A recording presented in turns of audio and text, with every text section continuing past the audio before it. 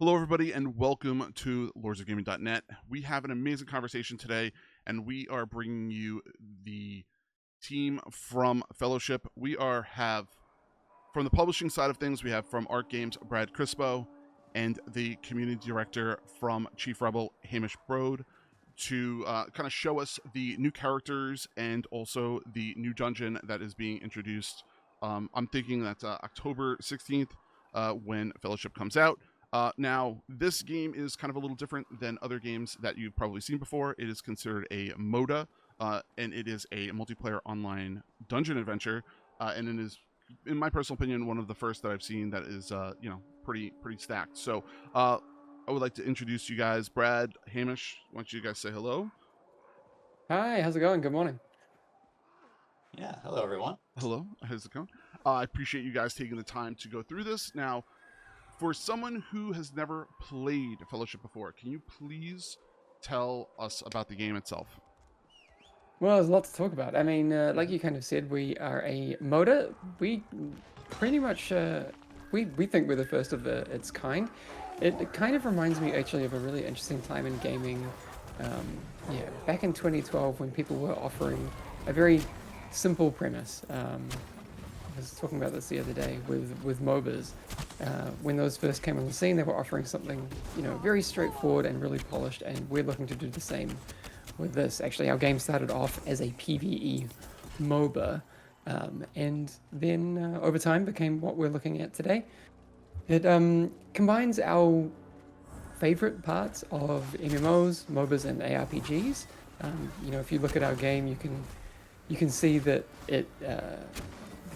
the character cameras and controls are very akin to that of how you would navigate an MMO, and people who have been playing our game a lot start to see that the skills kind of line up with something that is maybe a bit more in line with an ARPG. We've got a hero-based model like you would experience in a MOBA, and lots of different bits and pieces that we think work really well together, and they all combine into this end game dungeon running experience. You jump in Fellowship, you play dungeons, and you get more powerful, and you do it again.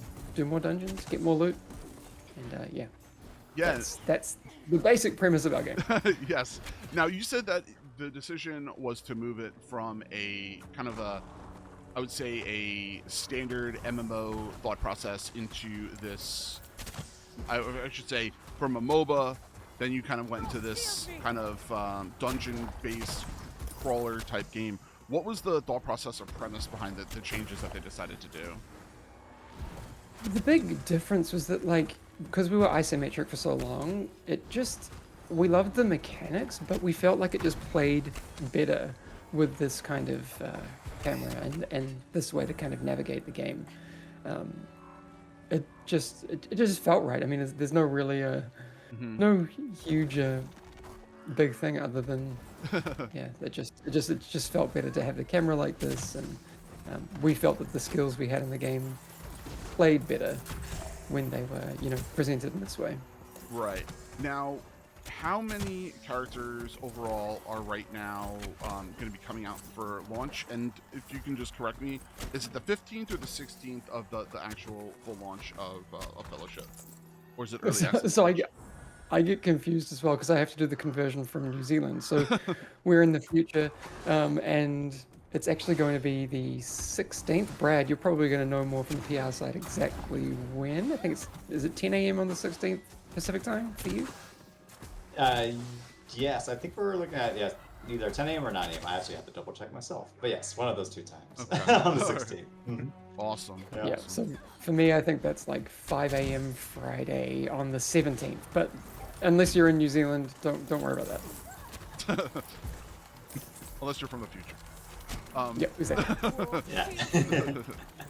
So, when you guys were starting to kind of put the game together itself, what was kind of the things you really had to think about doing when you were kind of like changing the going from the MODA to the from the MOBA to the MODA side of things? Was there like a specific change that kind of was difficult for you guys to kind of change to slide over? Honestly, that kind of transition, when we kind of made the decision to change the camera, it was quite straightforward, I would say. We're using Unreal for our game engine.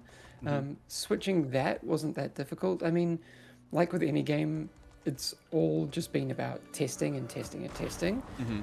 So we've found that, yeah, that hasn't been our biggest challenge, that kind of swap over. We know that like our game will live and die on how it feels to play. And so when we made that change and it felt good, that wasn't the hard part, let's put it that way. Yeah. So for people that are looking to play the game itself, what is the planned cost at launch for them to play? So it's going to be $25 US, and then that's all people will need to spend. We don't have a subscription. We're not locking any content behind paywalls, so no heroes and no dungeons or anything like that. We are going to be adding some supporters packed on Steam, so if people do want to pick those up, they can absolutely do that. But it's going to be vanity skins that, if you're into that, you'll enjoy those, I think. And then, and going forward, our game will have some vanity monetization, but that's it. No pay to win, no content locking. I also don't love when developers they would call them time wasters, or time benefits in that category. To me, that's still getting you ahead by paying money. So we won't be doing that either. That's great. Coming from like myself and Shammer, who's here playing with us, we are like big World of Warcraft guys, and I feel like sometimes they add just filler content just to kind of get you kind of through the game itself. And I'm happy to hear that we're not going to have that as an issue. I mean, that's kind of what I was talking about a little bit before. We want to really come forward with a very simple premise. Like our game is dungeons. It's dungeons all the time. We've had a lot of requests from the community about adding, various side activities. We often get, will you have PvP in your game and that sort of thing. And while we do want to make this game with and for our community, that isn't a priority for us. I do want to give a little bit of a disclaimer. Like we also don't know what the future holds for us. We're just going into early access right now, but our main focus, and I imagine it'll be our main focus for a very long time, is in terms of content, more dungeons, more heroes, keep it simple, and give players options within that framework. Yeah. Now, one of the big questions for myself, being a person that ended up playing a lot of the open access beta, there was a lot of queuing instances that felt kind of like locked behind certain situations. Is there a plan to change that, or is it going to be kind of similar to how the open beta was last time? Do you mean in terms of queue options or queue times? So queue options, because you really couldn't, because when we were doing the group finder stuff, it got to a point where I myself personally started getting locked behind not being able to get past that level 7, I think it was contender level, that base level, because I wasn't able to, because the only way to queue for it was if you had an actual full group, and since I was only trying to go through the random finder, I wasn't able to do that. No, so compared to the last test, we're putting a lot of work into the UX side of things, making sure that people understand why they're doing things, what they're doing. So you'll notice that it's there's going to be a lot of work done there. Sorry, at first I thought your question was about will we be looking at how we had it structured in previous tests where there was a lot of free choice behind which dungeons to do. One of the issues we had with that was we were basically putting a lot of people into so many discrete matchmaking buckets that we were making matchmaking a lot harder than it needed to be. But no, I think your question was more around that kind of UX side of things, especially with our capstone dungeons. I think in the open beta that we just had, a lot of that kind of player-facing communication about what things are, what the reasons are behind doing them is something that we're working on. Actually, there's some things already that have gone in. When we get to the end of the dungeon, you'll see we've started putting in things like an end of dungeon summary screen. So people understand, oh, I'm getting this amount of rating from this dungeon, and a lot of things like that. There's now per dungeon ratings that people are going to see inside the UI. Hayden, did you have any questions that you were thinking of at this time? Absolutely. I got a little tee up for you guys. You got to jump in because you know me. I'll just keep going. You just keep talking. It's the Italian in me. I'll just keep going. Just a couple quick, easy ones. What is a small detail about Fellowship that you personally love? And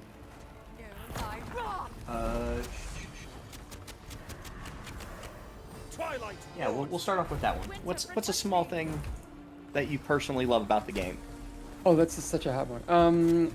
I would say like an actual unique small detail. I do this as I'm playing Mako. I would say like the unique. Oh, actually, it's not a small detail, but I would say the hero model that we've gone with is probably the detail that I think is going to set us apart.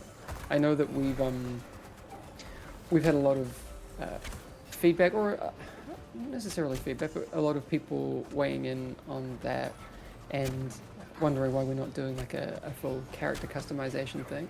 And I think over time people will come to see why the hero model affords us a lot more flexibility than might initially be apparent. On the design side, it's going to really allow us to do a lot of unique hero designs that if we were doing a different model where you were more invested in a single customized character that you'd poured all of your time into, there's situations with that I don't think would work for our game. For example, since we're going to be following a seasonal model, inevitably there's going to be ebbs and flows with our meta, and I just hate that feeling in any game that has that, when you've invested so much time into a hero or a character and you wake up one morning and your hero suddenly sucks. Definitely. You're wondering, what can I do? Well, we want to encourage people to, play lots of different heroes, and maybe they'll have a couple of favorite DPS heroes. They'll have a tank that they're comfortable on, and they'll have a healer that they like. And I think as we expand out the hero roster, because of the mechanical flexibility that I just talked about,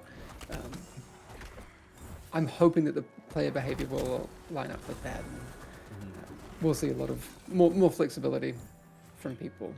So I like to kind of think ahead to a future where we have, an expanded hero roster with 20, 30 heroes, and how the macro of our game will really start to sing. Just to kind of like... last time we were talking with Brad, I asked him, what's an in-game detail that most players overlook, but you think is really important to how the game works? Oh, okay. No, I've got an easy one for that. The interrupt tracking that we have. So that's my favorite. If we're looking for small details, that one is just like slick, I think. Being able to see your party's personal interrupt cooldowns. I mean, it just makes sense. How do you see that? Can you see that now in game? So right now, there's no casters. Oh no, there is a caster here. So there's a Nightmare's Whisperer we're about to take on. You'll see that I've hit my bind, but if you hit V on your keyboard by default, I think, you will see that it marks your personal cooldown. So when I interrupt something, I'll interrupt the next Shadow Bolt, and you can see that there's 12 seconds on my interrupt cooldown. So, and since Brad has also marked the same target, I can see his. He's got 18 seconds. I can see mine's coming off in 4 seconds. So there should be something else coming up that I can. Oh, that's Yeah. nice. Yeah. Oh, there's a fear coming up. There we go. I got it. So it's a way for us to, increase in-game communication options for players without, having to yell at each other. It's nice. Like our Discord. Forcing us to go into voice. Yeah. When we're in voice, we're just always screaming at each other and interrupt stuff, so I get it. You were talking specifically about the seasonal model of things. When you talk about the seasonal model, do you lose all your gear season from season, like you're starting fresh, or are you transferring all your gear from one season to the next? So we're looking at the details of that at the moment. There will be like a seasonal leaderboard, and there will be, fresh resets for those people. As to what we'll be doing for everyone and the gear that they've got from previous seasons, we're kind of figuring out what that might look like. If there's going to be like a place to effectively have like a legacy server or a space where you can, still use all the stuff that you've gotten. But yeah, details are being worked out at the moment for sure. Or just make them cosmetics, like people that. No, definitely. No, Yeah. yeah, absolutely. I mean, I'm the kind of player that is very fashion motivated. So as long as I get to keep, the pretty things that I've collected, I'm not really fussed if I am starting from, the base of player power and that sort of thing. I think that's fun. But we also know that not everyone has the same opinion, so we want to find a solution that kind of elegantly solves those things. Now, how many classes did you say is coming out on launch again? I'm sorry. So at launch there's going to be 9 heroes. You are right now playing the one that's unannounced, but you will be showing everyone very fresh Alarian, our ranged archer. And then we have said, though still unannounced, the only public knowledge about what's coming after that is we're going to have another tank coming out. Not at early access, but that will be the next one. Date TBD. And then, we just want to make new heroes, and we're going to be testing some more ideas that we have soon privately, and we're excited to see which of those ideas kind of sticks.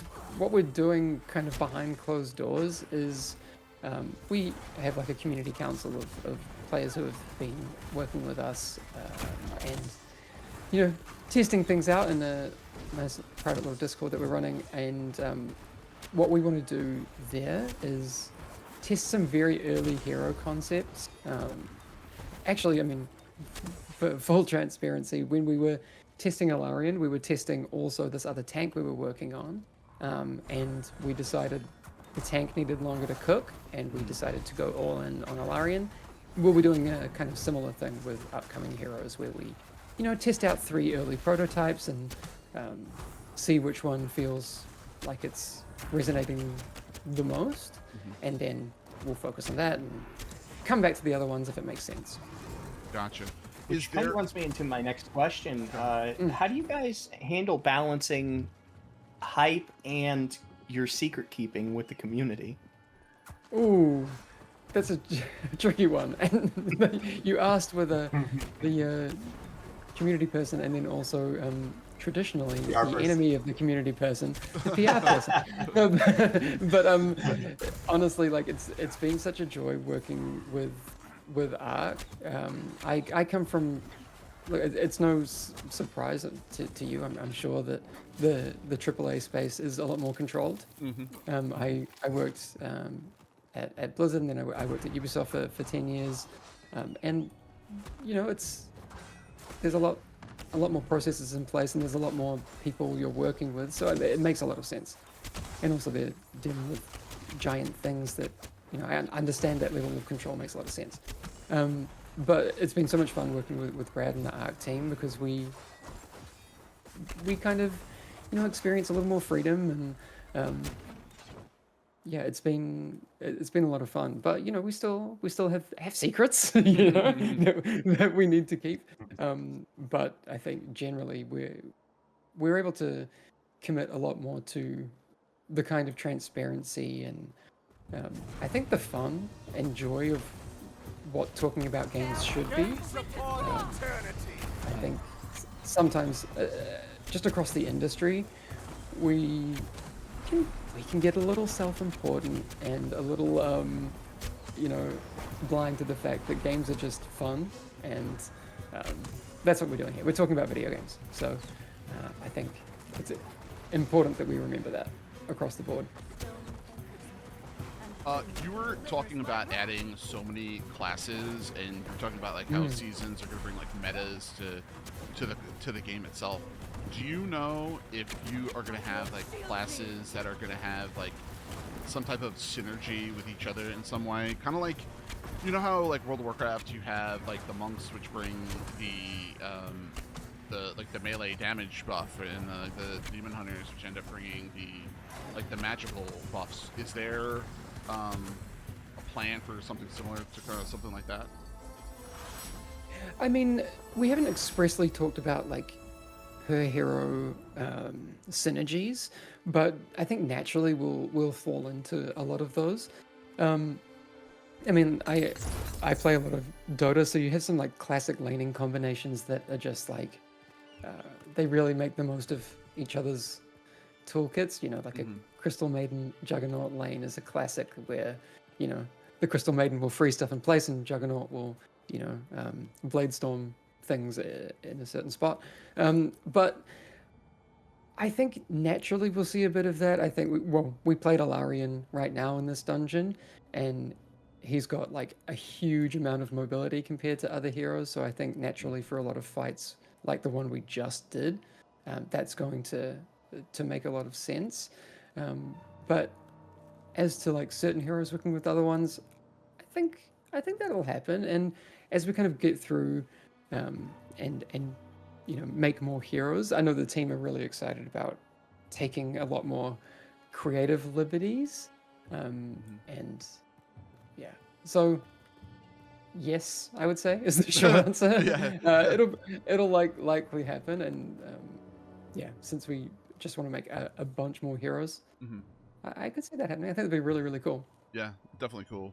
One of the interesting things that I see. Oh, I can't look it up now, but because there's no traditional leveling in this game, and you have I guess you can call it the skill map, or is it considered a reward map? I guess you could say. Yeah, rewards. Yeah. So when you're ending up doing that, right? You like a lot of your talents and stuff are being placed into that reward tree itself.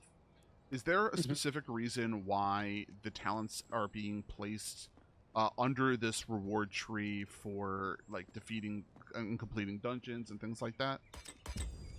Yeah, so I mean, one of the things that people will recognize. Actually, we can probably do another dungeon, I think. Yeah, we're done. One of the things that people will realize when they jump into our game, we will have a tutorial when early access comes out, but there's still a lot of player onboarding to do. We're not an MMO, so we don't have like that kind of tutorial onboarding through like world questing and that sort of stuff. And a lot of people are going to have to do that in dungeons. So when you first jump into the game on any hero, you're going to have about half of your hotbar filled. And that's already quite a lot to wrap your head around. So yeah, the main focus of having talents and abilities behind dungeons on the reward track is just an onboarding decision. Gotcha. Yeah. Hayden, your question? Yeah. Since we're leading the community, what's a piece of community feedback that you guys have taken that either like surprised the team or actually made an impact in the game and changed something? Oh, I mean, this is super relevant. So the biggest thing that I think I didn't see coming was people were really, really excited about our single boss dungeons. We found in early tests that most people were going to them. I mean, it kind of made sense because that was the fastest way to get gear, and we've put things in place to kind of make it so that people aren't just, slamming through whatever the absolute shortest content is to get gear in the fastest possible way. We've kind of, made it a bit more varied and that sort of thing. But it did highlight that people have an appetite for shorter content. And I think that makes a lot of sense now that I think about it, because our game is all about respecting people's time. We want them to have the flexibility to jump in and play for 15 minutes if that's, they've got, 15 minutes before dinner, or, they want to jump in and just do one thing, or, they could do two and they have a bit more flexibility. You could just do one more, or just do one more. But, yeah, that's probably been the biggest change, I think, that is related to community feedback and just looking at player behavior. Because, yeah, a year ago, I thought the game would be very different than it is now. Yeah, that's the biggest one for sure. I know for myself from kind of watching the game for probably the past year and change that it feel like from playing the game itself as a whole, it feels super clean for dungeons. I mean, that's what like my personal community is about. That's all we do is pretty much run Mythic Plus dungeons all day in WoW, and this brings like a totally different feel to the dungeons, which is kind of refreshing and different and highly enjoyable.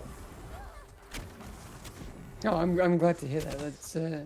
It's nice to hear that you're picking up what we're putting down.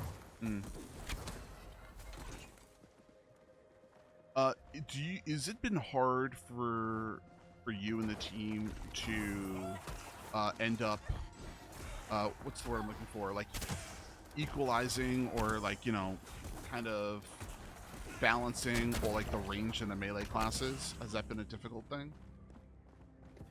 I mean, I've worked on a lot of games before. I mean, balancing is always going to be tricky, right? There's always going to be a meta. Math just works out that way. But things have been, like, really, honestly, pretty balanced. I have been, like, speaking as an external observer and not as, like, a person on the dev team, I'm very impressed with the devs that they've had it so balanced. It's been really nice to see. I mean, I think it's largely due to the fact that they are just huge nerds. Like they're looking at they're looking at everything, and honestly, I think one of the things that our team are really good at is we're very agile. That's just the nature of being on a small team. We can make changes very, very quickly because we're the stakeholders, right? We see something and we think, hang on, this needs to be changed. We can do it right away. And I think people have seen that in the tests we've been doing, but also just over time they'll notice that we are very agile at being able to mix things up and squash any kind of balancing outliers and that sort of thing. Excellent.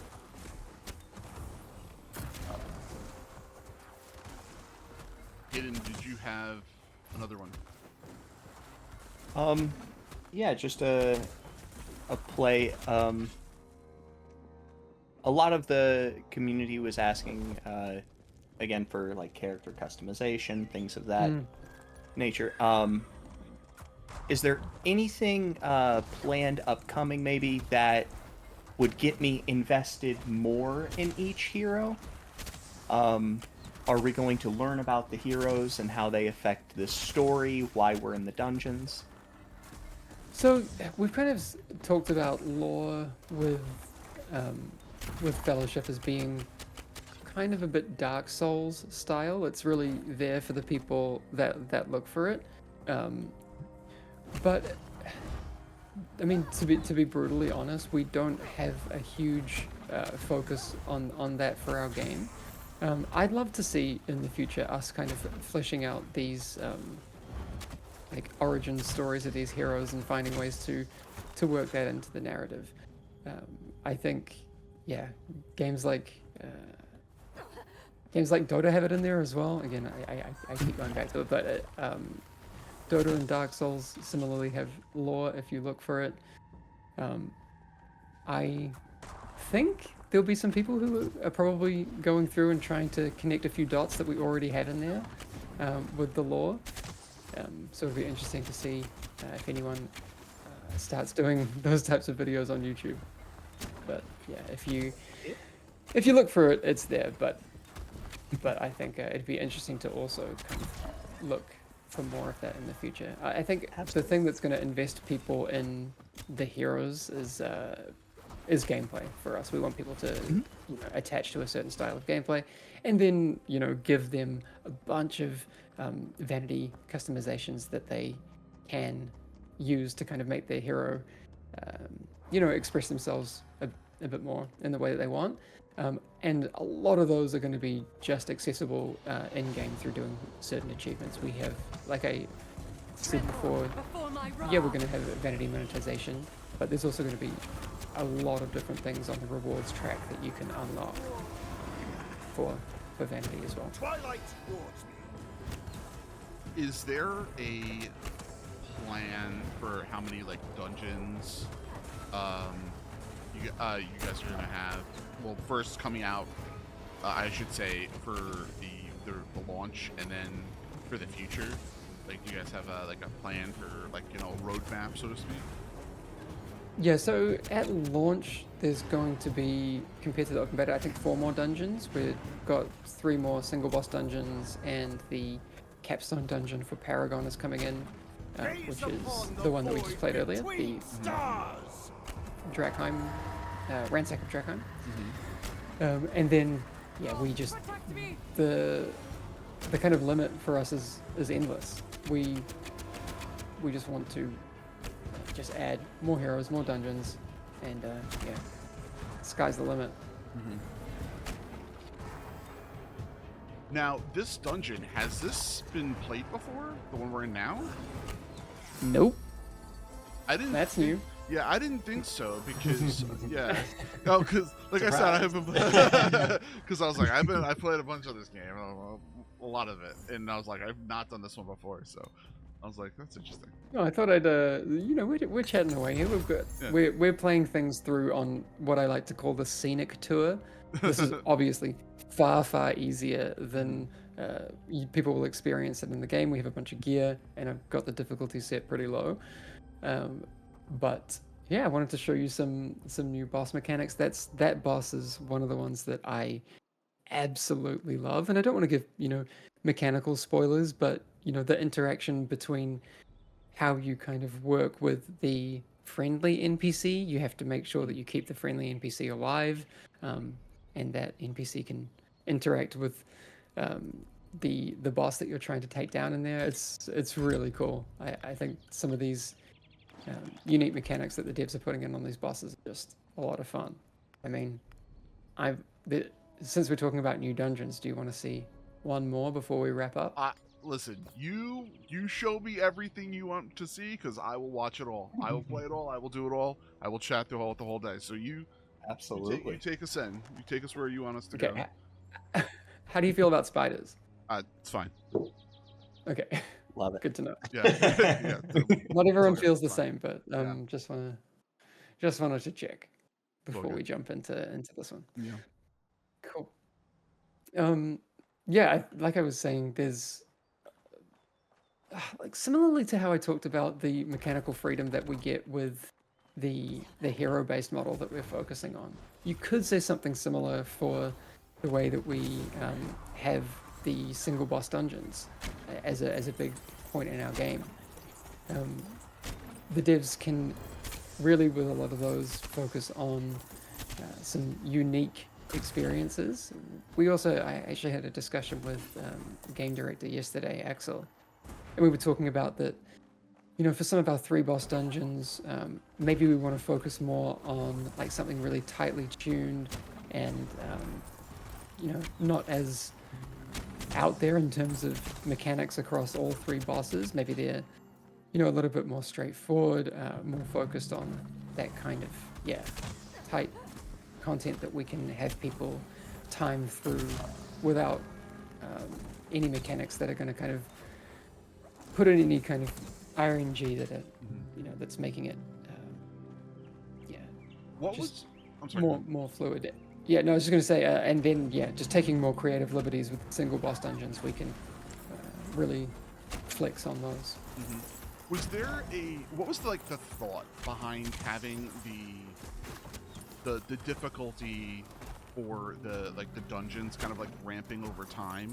For instance, learning those new abilities when you hit that, I guess you could say that first level 7, almost all the characters or all the enemies end up getting another kind of set of abilities.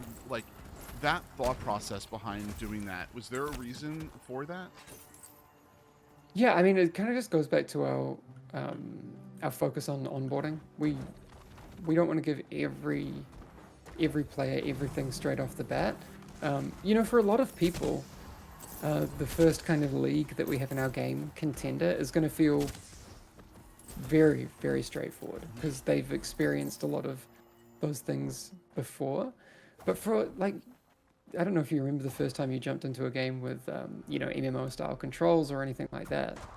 It can be pretty alienating. You're like, oh, I haven't moved around like this before. I haven't done anything like this. So we want to kind of drip feed people all those little parts that make the game special. So like you said, we don't have the timer in there initially.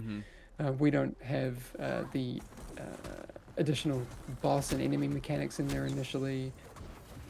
And then eventually we start adding curses, which will modify the way that people experience those dungeons too. And those then again ramp up. So we give people 1 of those, and then we give people 2 of those, and really can you just ramp it up over time. Can you kind of go over the because there's, I'm not sure of the actual number, but I know that there's a handful of the curse abilities, and then there's a handful of the, I guess you could say, buff abilities or bonus abilities you end up getting from these dungeons when you start leveling up. Can you kind of explain those, the kind of well, not all the actual mechanics and stuff, but how many of those are actually incorporated? Is it 8 or 9 different types of I'd need to check. I think it's more than 10, but I don't have the table in front of me. There are quite a few options. I want to say it's closer to 15 than 10, but I could be very corrected on that, and we'll definitely want to add more. So at some point I'll be correct, like a broken clock. It will at some point be 15. But yeah, I mean, we just want to have it so when people, especially as they go through and experience dungeons at higher difficulty, we want them to feel very different when they run into them again later on. So yeah, when you, for example, one of the curses we have is Stone Skin, where you can explode enemies next to each other because they have higher health, and it'll change the way that people pull a dungeon. And then there's other curses where you have things to dodge and all sorts of stuff like that. So I think it's going to be interesting to see just how much that changes the way that people play certain dungeons, especially once we get up into the post-league situation and people are really trying to climb the leaderboards. We have something that, in the open beta, people would have seen a tab for Endless. That's going to be called Eternal, I think, going forward. And at some point in Eternal, gear is going to stop dropping. I think it's going to be a max item level of 330. I don't know what the max drop level is, but the maximum upgrade item level will be 330. You just answered And my then next once question. that gear, yeah, Yep. okay. Once it stops dropping, then it's really up to the players about how far they can push it, and there'll be, I guess, tactical ways to focus on curses that you're finding a little bit easier with your hero comp and that sort of thing. So yeah, I think it's going to get pretty strategic once we get up into Eternal. I'm sorry if I'm monopolizing the conversation, but what was it called? When it gets to the point of hitting like the eternal level of difficulty, can you? Is it going to be like almost like endless amounts of dungeons, or is it going to be like just you have like a regular amount of dungeons and it's just like shortened or more difficult, or can you kind of like describe what that's going to be, or? Sure. So we're kind of working exactly on how that we're going to give that to players once they get to Eternal. The most kind of recent thought we have is that when you reach Eternal, you'll be offered like a menu of the first difficulty in Eternal. Let's say it's I think it's around 30, but so you reach Eternal and the dungeon's difficulty 30. You'll get an option to do 3 single boss dungeons or 1 3-boss dungeon. Obviously, the rewards will be different from those. You'll get much bigger rewards in terms of loot drops from the 3-boss one. But yeah, you'll have some options about which content you want to play. I think depending on players' unique motivations, there'll be some chances there to kind of play around with things. So if you're just looking to go up singular difficulties and reach the highest one, you'll when you complete one of those things on the menu, you will unlock the next one, so 31, and then you complete one of those things, you get to 32. And so people will, I think, first they'll do whatever they think's easiest, but then there's obviously the option to go back and look at what content you want to do there to increase your your hero rating and that sort of thing. So if you're focused on leaderboard climbing, I think the thing you'll have to do is go back and get high rating on all the content that you are being surfaced. So that's the current thinking, but yeah, like I said, we are just going into early access, so things are very subject to change. Really, really cool. So while we have a couple more minutes, we have the new. Now I am playing the new class, and I think I think it just crashed. Hold on a second. I'll have to just load back in real quick. No problem. But what's it called? The hero class itself, the new hero class. Can you kind of talk to us about this new class that you kind of bring in? Yeah, so Ilarion is our celestial ranger. A lot of people have been asking for a ranger for a long time. He just had to come into the game. It's kind of our take on a kind of bow class. I love that we went with a fantasy of someone a bit celestial. It's probably a little bit different than what people expect from a ranger. In a lot of games. I mean, I play a lot of D&D as well. When you think of a ranger or that kind of hero, there, it's a little bit different from someone like Ilarion, who's got that very celestial fantasy. So in terms of his toolkit as well, we might have had Brad. Are you having a crash as well? It might be crash right there. Yeah. Might be the dungeon. We'll try and see if we can get to this last boss, but it might just be a bug that we have in this build. This is an early access build for people are trying to looking. They're asking what is going on. This is an early access build that we're playing on, so it's something I just want to make sure people realize. It's even. I'm giving you secrets as well, so build. Yeah. I feel like the game is telling us that we should not be here. All right. But we'll give it a go. We'll see if Brad can get back in, because once we jump down that spider's nest, we'll be at the boss, and we'll see if we can do it once Brad's in. Hayden, are you here, or did you DC too? I did DC. I am back now. Okay. Nice. Yeah. Being And I'm in, so we're good. No spot. worries. Yeah, So- we'll see once Brad gets back to us. But like, yeah, like we were saying with Ilarion, he's kind of really interesting, I think, mechanically, because he's the first hero that we've added that has just a huge focus on mobility. So as you're kind of casting a lot of your abilities, you'll see that they're not interrupted by moving. I think also even your rolling around is possible, which is I think the only thing that breaks channeling with your roll. So the barrage, I think, is the only one that doesn't fit those rules. But other than that, like, yeah, Ilarion rolling around is something that I think a lot of people will see. Yeah, obviously we've got like crazy gear. This is Yeah. I'm sorry. making the fight really, really quick. So I'm gonna stop doing damage so we All can right. see a few more. I'll stop and too. like I'll stop mechanics. too. But yeah, Ilarion's going to be all about mobility, and that's kind of what I was trying to allude to a little bit before. I think even maybe at the top end, it'll be really interesting to see player behavior when people get very competitive with trying to get a specific time on a specific dungeon. I think there's going to be hero comps that do outperform certain mechanics. I would imagine that in some fights that are high mobility, for example, Alarion's going to be putting out more damage than, let's say, Rhyme, because Rhyme has to, stand and cast her spells. So we'll see. It's we'll have to see what the truth of the matter is, but I'm very, very excited to see how that all plays out. And then if that's the case, will that encourage DPS players to have multiple heroes in their arsenal? I think so.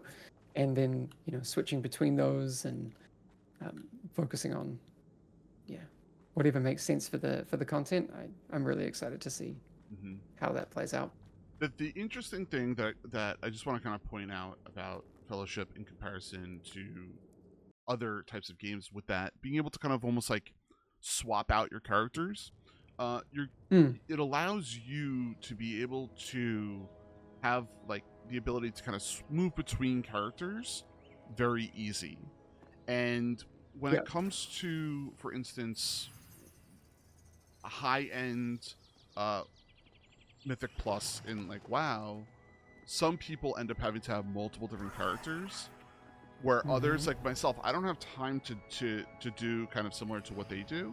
But for me, it's nice to be able to know that I can come in here and play this game and then being able to play multiple different characters and not feel like I'm being held back because I have to level another character and kind of go through it. So it's really a nice thing to see the difference between them.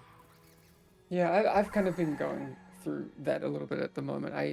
For science, I jumped back into WoW and I brushed off my old Resto Shaman that I'd played. I actually did a slash played on that hero. I played, I think, 90 days on that one hero before. That would have all been before Cataclysm because I hadn't really touched the game until then. And then I think recently, since then, I have like 3 days played on that hero. So I was like, oh, I'll try it out and see how it goes. And I've been having a lot of fun in E+. But I did run across a similar thing where I was like, as attached as I do feel to this hero, I'm like, I wonder if I could play something else. Right. But I don't have the time. So, yep, no, I've reached 2.5k on my shaman. I'm gonna see if I can push that up to 3. We'll see how we go. But it's just a different thing. Like it was nice to kind of brush off an old friend. I played that Resto Shaman for years. But it's just a different beast. Definitely is. So just kind of as like a Hayden, do you have any like kind of final questions that you had before we start wrapping up? Nope, I'm all set. I got all my questions out. You're good. I just have one final like kind of like overall question. Like when it comes to Fellowship as a game and seeing like the growth and the development, how has the team itself feel like it kind of like prospered and grew? Like what's like the things that they've like kind of learned from this overall process, from the community, from the people, from everything? I think it's different depending who you ask on the development team. We're such a unique mix of like veterans who have been doing this for a really long time, but we also have some people on the team who this will be the first game that they ship. So I think for a lot of us, it's kind of really validating and exciting because we've been doing this for such a long time to finally be making a game that just feels like something that we have been wanting to make for so long. I think there's also a lot of excitement from a lot of people whose first game this will be. The community set reception has just been overwhelming. I think for a lot of us, like we knew people would be. There would be some people who were excited about our game, but I wake up to like messages every day from new people and I'm like, oh, okay, this is crazy. I'm getting messages from people from different communities that I hadn't really thought about, and it's starting to make me think, oh well, I knew we were onto something, but is this bigger than I expected? I mean, time will tell, but yeah, I got some messages from like some Rainbow Six pros, and I was like, okay, I didn't really make that connection, and but everyone just loves a good game, and I think if we can be universally appreciated, that would be my dream. Excellent. Yeah. Oh, I mean, I do have one more thing on that. Go ahead. Keep going. There was one story. Keep going. I'll tell a quick story, just to wrap this up. But we did some things recently with Echo during their Race to World First while we were over at Gamescom, and we set up some computers at one of their events where they were doing a watch party, and it just so happened that so Preach Mike from people might know his channel from the WoW universe. He's got a couple of kids. I think they're 7 and 9 years old, and they were obsessed with Fellowship. And that was kind of the first time that I thought, oh, hang on, like this is actually also digestible enough for a new generation of players. We are giving them dungeons, and they seem to be wrapping their heads around it. There's a lot of mechanical complexity, but I don't think it's overwhelming in terms of what to do. So that was really exciting for me. His kids just wanted to play all night. It was a lot of fun doing that. So I mean, that's my dream.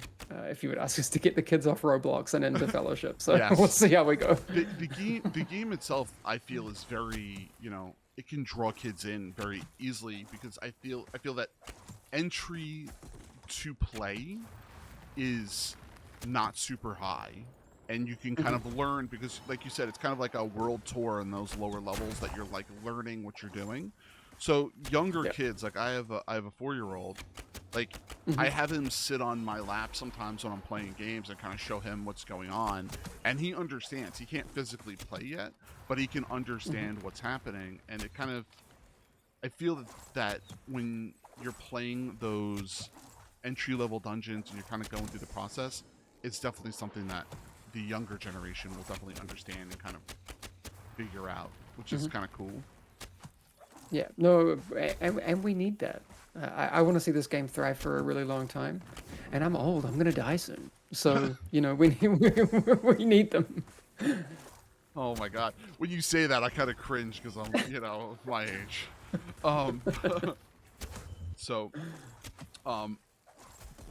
Yeah, that's very interesting. It's very cool that they were able to kind of see it and ingest it so easily, and you kind of see the rewards that you're kind of putting, like kind of all the work you're putting in. It feels good to see these kids being happy, so that's pretty awesome. Yep.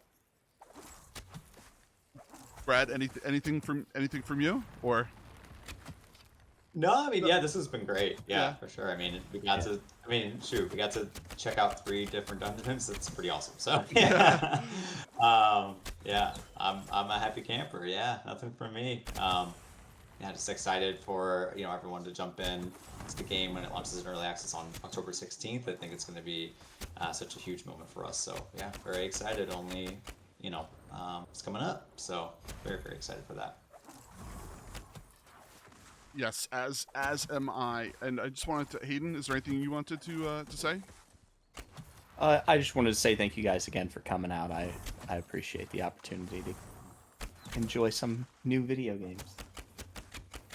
Thank It's you. always fun. I mean, we're here whenever you want to talk about our games, so just hit us up and we'll do it anytime you want. Definitely. I want to say thank you so much, and thank you for everybody for checking out the video. And thank you, like I said, Hamish and Brad, for kind of taking the time to kind of show us this new class, show us these new dungeons and stuff, and I greatly appreciate it. Thank you so much from the bottom of my heart. I can't tell you. No problem. You're welcome. No problem at all. Happy to do it.